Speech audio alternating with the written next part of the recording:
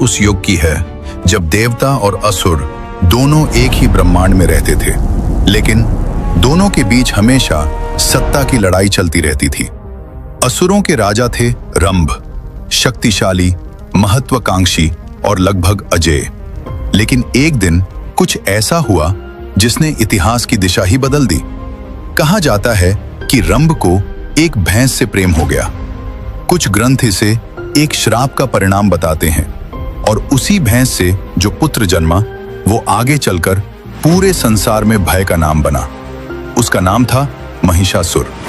महिषासुर बचपन से ही जानता था बिना शक्ति के कुछ नहीं मिलता। उसने ब्रह्मा जी की घोर तपस्या की। हजारों साल बिना खाए बिना पिए धूप में खड़े होकर, बर्फ में बैठकर शरीर गलता रहा, दर्द सहता रहा, लेकिन हिमालय की तरह अडिग रहा। अंततः ब्रह्मा जी प्रकट हुए। महिषासुर, तुम्हारी तपस्या ने मुझे प्रसन्न किया है। वर मांगो। मुझे ऐसा वरदान दीजिए कि कोई देवता, कोई असुर, कोई पुरुष मुझे मार न सके। तथास्तु। वरदान मिलते ही महिषासुर का अहंकार आसमान छू गया। उसने पहले पृथ्वी जीती, फिर पाताल, फिर उसकी नजर पड़ी स्वर्ग पर। इंद्र के नेतृत्व में देवताओं ने पूरी शक्ति से लड़ाई की। 100 साल तक युद्ध चला, लेकिन महिषासुर के वरदान के आगे कोई टिक नहीं पाया। महिषासुर ने इंद्र को स्वर्ग से निकाल दिया। सूर्य, चंद्रमा, वायु, वरुण सब देवता बेघर हो गए। वो पृथ्वी पर भटकने लगे, भूखे, अपमानित, हारे हुए। सारे देवता ब्रह्मा जी के पास गए। ब्रह्मा जी उन्हें लेकर गए विष्णु और शिव के पास। देवताओं ने सारी व्यथा सुनाई, रोते हुए, गिड़गिड़ाते हुए। तब त्रिदेव ब्रह्मा, विष्णु, महेश के मुखों से दिव्य तेज निकला।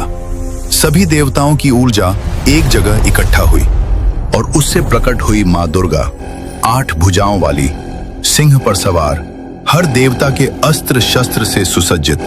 9 दिन और 9 रात का भयंकर युद्ध। महिषासुर रूप बदलता रहा, कभी सिंह, कभी हाथी, कभी मनुष्य। अंत में अपने मूल भैंसे के रूप में आया। मां ने उसकी गर्दन पर पैर रखा, त्रिशूल से प्रहार किया। महिषासुर का वध। मां महिषासुर मर्दिनी कहलाई। रक्त बीज महिषासुर का सबसे विश्वास पात्र सेनापति और मित्र। कुछ ग्रंथों में इसे महिषासुर का भतीजा या निकट संबंधी भी बताया गया है। जब महिषासुर देवताओं से युद्ध करता था, रक्त बीज उसकी सेना का अगला मोर्चा संभालता था। जब मां दुर्गा ने महिषासुर का वध किया, उस दिन रक्त बीज युद्ध भूमि में नहीं था। जब उसे खबर मिली कि महिषासुर मारा गया और वो भी किसी स्त्री के हाथों, तो रक्त बीज के भीतर कुछ टूट गया। एक स्त्री ने महिषासुर को मारा? वो देवी कहाँ है? मैं उसे ढूंढूंगा, मैं उससे हिसाब चुकाऊंगा। रक्त बीज ने अपना सारा क्रोध, अपना सारा दर्द एक संकल्प में बदल लिया। वो तीनों लोकों में उस देवी को खोजने निकल पड़ा। पाताल में उसने असुर गुप्तचर भेजे। पृथ्वी पर उसकी सेना उपस्थिति ढूंढती रही। स्वर्ग की दिशा में उसने नजर रखी, लेकिन मां दुर्गा उसे नहीं मिली। देवी अपने धाम लौट चुकी थी। रक्त बीज का क्रोध और गहरा होता गया, और इसी क्रोध और बदले की आग में उसने ब्रह्मा जी की कठोर तपस्या शुरू कर दी। वो सिर्फ बदला नहीं चाहता था, वो अमर होना चाहता था। वो ऐसा वरदान चाहता था जो उसे अजेय बना दे। वर मांगो। प्रभु, मुझे ऐसा वरदान दीजिए कि मेरे रक्त की हर बूंद मेरे समान एक और अस्तित्व बन जाए। मैं अजेय बनना चाहता हूं। तथास्तु। अब रक्त बीज मुस्कुरा रहा था। अब वो किसी देवी से नहीं डरता था। अब उसे बस एक और सहारे की जरूरत थी, एक शक्तिशाली स्वामी। और वो स्वामी मिलने वाले थे, शुंभ और निशुंभ। महिषासुर के वध के बाद असुर जगत में शोक था, क्रोध था, लेकिन हार मानने की परंपरा असुरों में कभी नहीं रही। असुरों की एक और शाखा थी, दनु के वंशज। उनमें 2 भाई पैदा हुए, शुंभ और निशुंभ। दोनों बचपन से ही असाधारण। दोनों की आंखों में वही आग, वही भूख जो महिषासुर में थी। लेकिन जहां महिषासुर एकाकी था, शुंभ निशुंभ 2 थे। दोनों एक दूसरे के पूरक। एक सोचता था, दूसरा करता था। दोनों भाइयों ने हिमालय की कंदराओं में जाकर ब्रह्मा जी की तपस्या शुरू की। हजारों वर्षों तक अपने शरीर को यातनाएं दी, आग में तपे, पानी में डूबे, हवा में झूले। उनकी तपस्या इतनी भीषण थी कि तीनों लोक हिलने लगे। ब्रह्मा जी प्रकट हुए।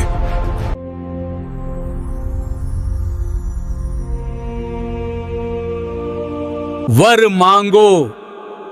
हमें न देवता मार सकें, न असुर, न मनुष्य, न पशु। युद्ध में हम पर कोई अस्त्र शस्त्र काम न करे जब तक हम स्वयं न चाहें। ब्रह्मा जी ने दोनों को वरदान दे दिए। दोनों भाई वापस आए। अब वो अजय थे और उसी समय उनके पास आया रक्त बीज, अपना इतिहास लेकर, अपना क्रोध लेकर, अपना वरदान लेकर। तीनों की मित्रता हुई। रक्त बीज बना शुंभ निशुंभ का महासेनापति। अब उनकी सेना में एक से एक योद्धा थे। चंड, मुंड, धूम्रलोचन और असुरों की लाखों की फौज।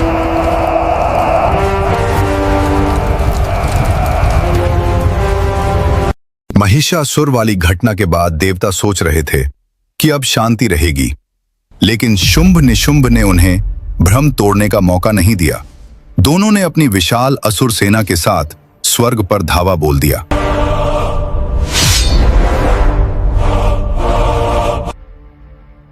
इंद्र ने पूरी देव सेना लगा दी। देवताओं ने जी जान से लड़े, लेकिन शुंभ निशुंभ के वरदान के सामने सब बेकार थे। उनकी सेना अनंत लग रही थी। धीरे धीरे देव सेना पीछे हटने लगी।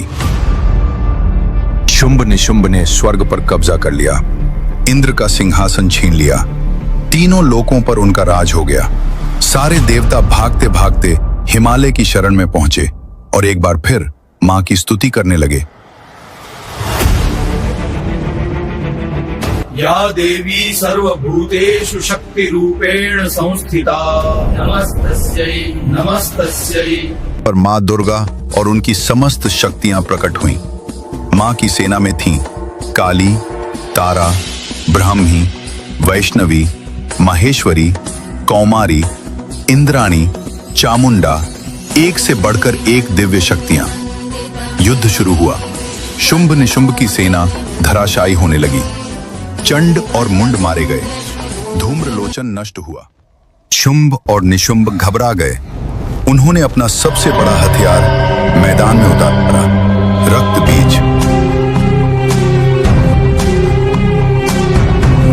रक्त बीज जब युद्ध भूमि में आया तो उसके पदचाप से धरती कांपी। उसका विशाल शरीर, लाल आंखें, वो पहाड़ की तरह चलता आ रहा था। माहेश्वरी ने त्रिशूल से घाव किया, खून गिरा, नया रक्त बीज प्रकट। इंद्राणी ने वज्र से प्रहार किया, खून गिरा और रक्त बीज प्रकट। देखते देखते युद्ध भूमि भर गई रक्त बीजों से। जितने वार उतने नए रक्त बीज। और मारो, जितना मारोगी उतना बढ़ूंगा। अब मुझे कोई नहीं मार सकता। मां महाकाली ने एक पल में सब समझ लिया। खून जमीन पर नहीं गिरना चाहिए। खून जमीन को छूने से पहले ही पी जाओ।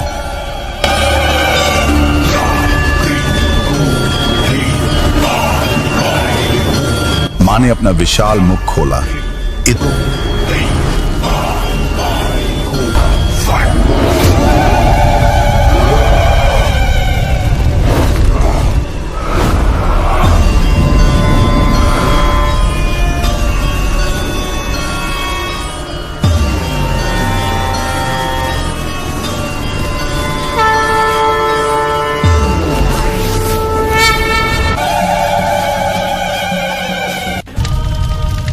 अंत हूँ, मैं विनाश हूँ, मैं महाकाली हूँ।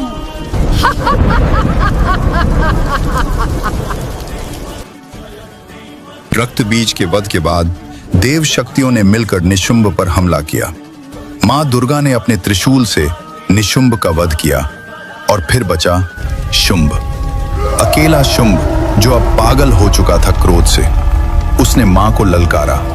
दोनों के बीच सीधा एकल युद्ध हुआ और मां दुर्गा ने शुंभ का भी वध कर दिया। तीनों लोग मुक्त हो गए। मां तांडव कर रही थी, नाचती हुई, चीखती हुई, ब्रह्मांड को झकझोरती हुई। जहां जहां उनके पैर पड़ते धरती फटती। देवता भय से कांप रहे थे।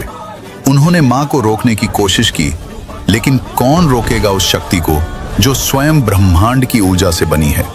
सब जानते थे बस एक ही है जो मां को रोक सकते हैं, वह है महादेव।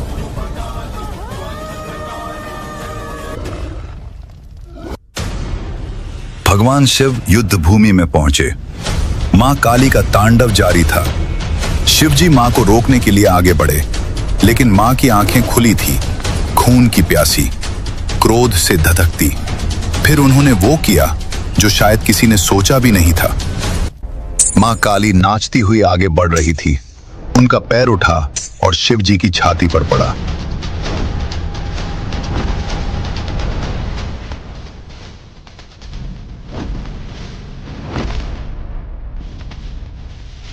मां काली की जीभ बाहर निकल आई। यही है वो प्रसिद्ध मुद्रा जो हम आज भी मां काली की मूर्तियों में देखते हैं। रक्तबीज सिर्फ एक राक्षस नहीं था, वो उस बुराई का प्रतीक है जिसे जितना दबाओ उतना बढ़ती है। मां काली ने उसे जड़ से खत्म किया, उसके खून को ही पी गई। और शिवजी ने सिखाया सबसे बड़ी शक्ति प्रेम है।